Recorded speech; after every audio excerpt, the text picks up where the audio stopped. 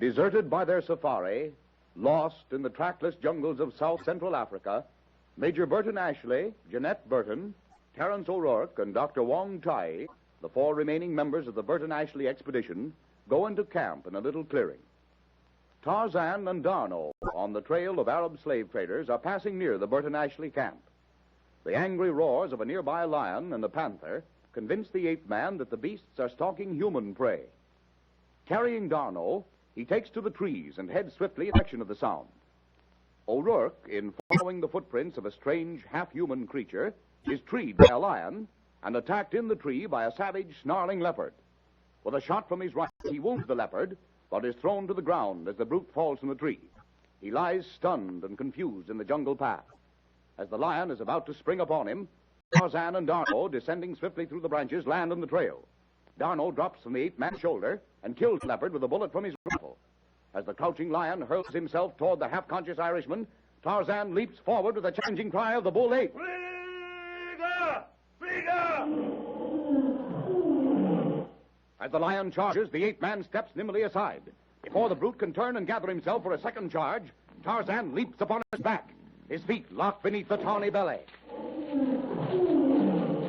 With the speed of a striking snake, a bronzed, muscular arm whips around the huge neck. O'Rourke, staggering to his feet, stares in stunned amazement as the great beast tries desperately to free itself from the clinging man-thing. Then Tarzan's long, keen-bladed knife plunges again and again deep into the great heart. With a last choking snarl, the savage brute staggers, sinks lifeless to the ground.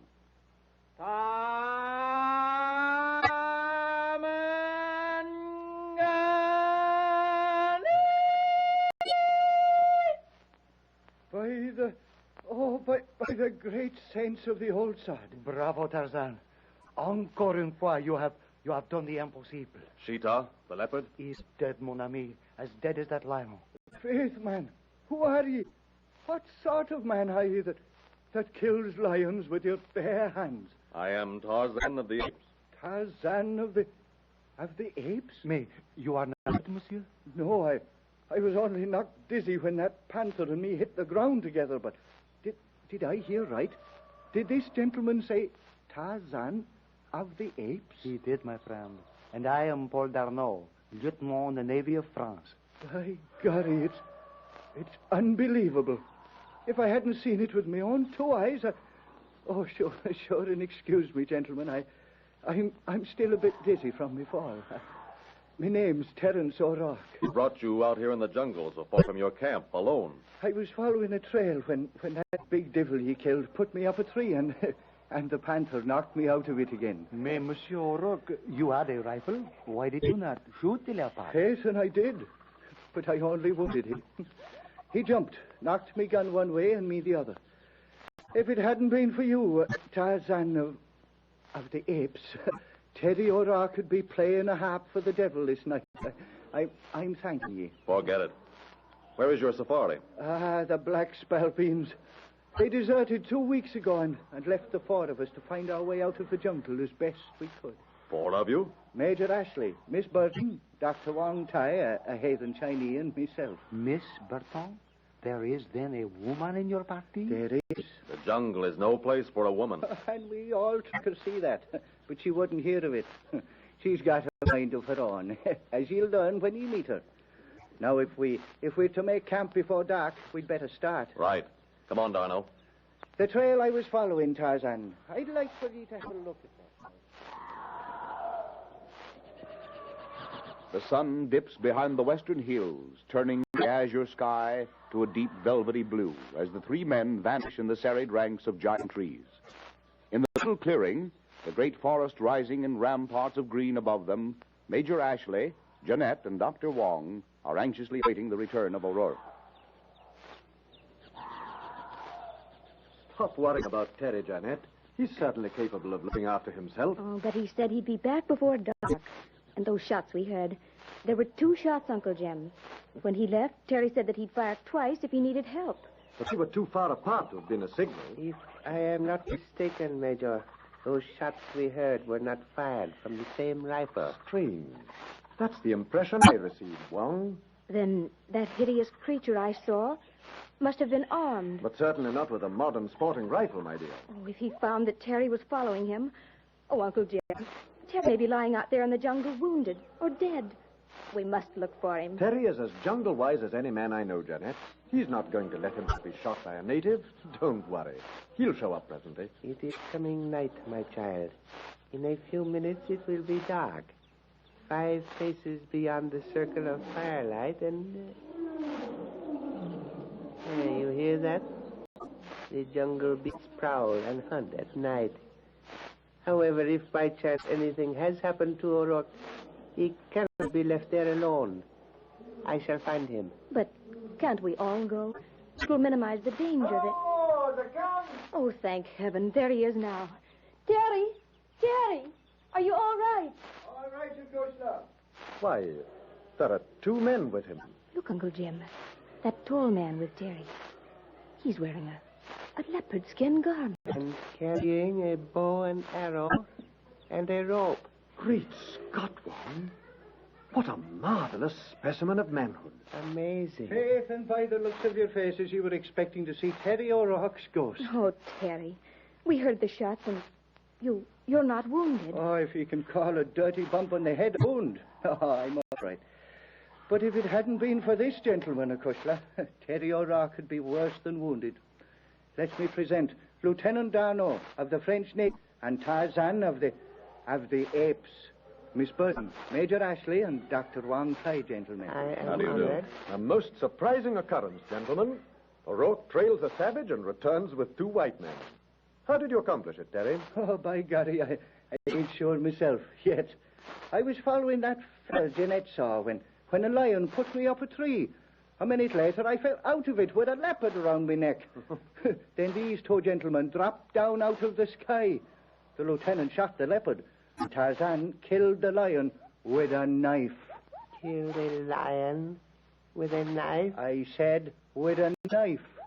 If I hadn't seen it with my own 2 eyes, I'd be calling myself a liar by the clock. Je vous demande pardon, Major, mais Monsieur O'Rourke tells us that your safari deserted you some time ago. You are doubtful as to your present location? In other words, are we lost?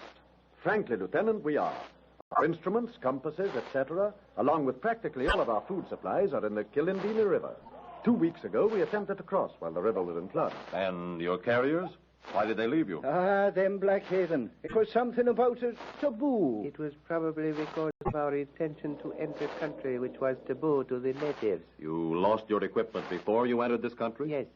We had not fully decided to continue. The matter was under discussion. You see, gentlemen, we were convinced that we were close to our destination, at least near the territory in which our goal is said to be located.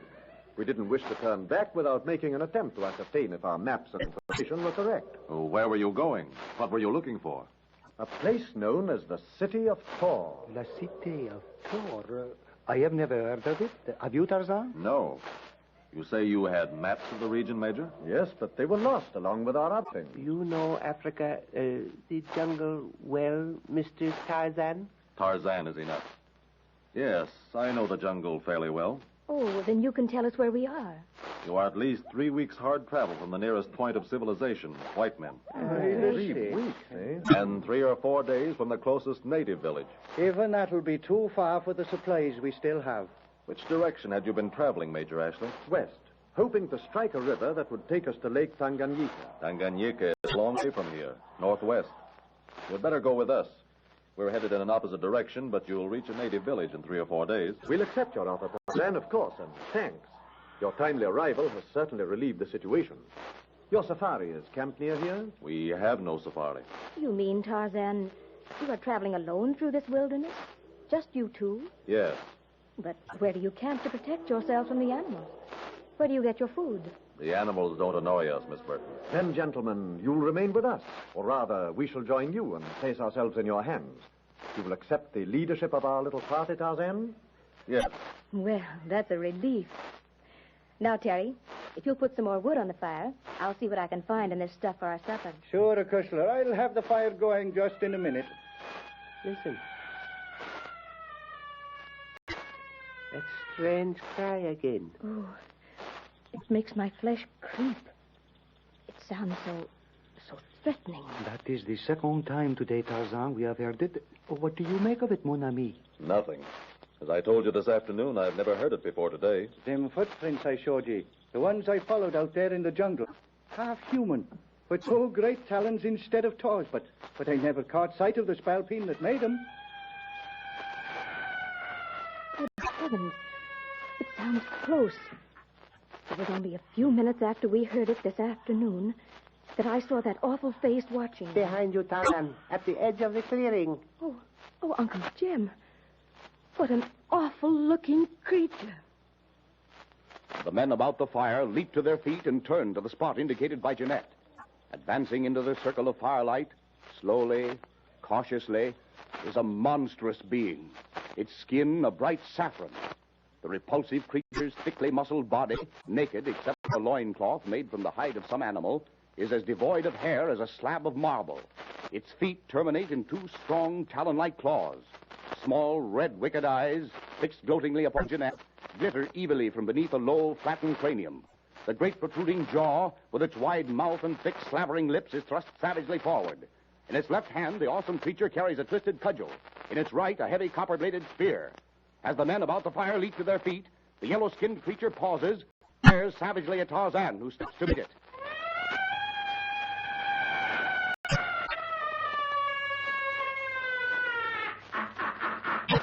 Suddenly, with an unearthly shriek, the half-human being bounds forward, draws back its right arm, and hurls a heavy spear directly at Tarzan.